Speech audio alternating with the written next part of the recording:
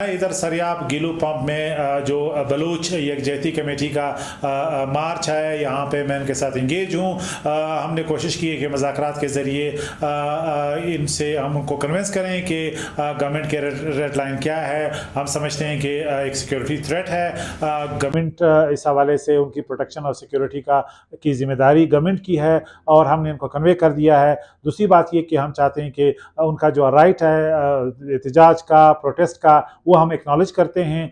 कोई भी जमहूरी मुल्क जो है, जमहूरी हुकूमत उनका ये राइट छीन नहीं सकती। उनकी नुक्ता नज़र से मेरा और आपका इख्तलाफ हो सकता है, लेकिन जमहूरी तरीके से, पुरअमन तरीके से अगर वो एहतजाज करना चाहते हैं तो हमें इस पर कोई एतराज़ नहीं है। लेकिन लॉ एंड ऑर्डर की सूरत हाल के हवाले से जो हमारे खदशात हैं वो हमने कन्वे कर दिए।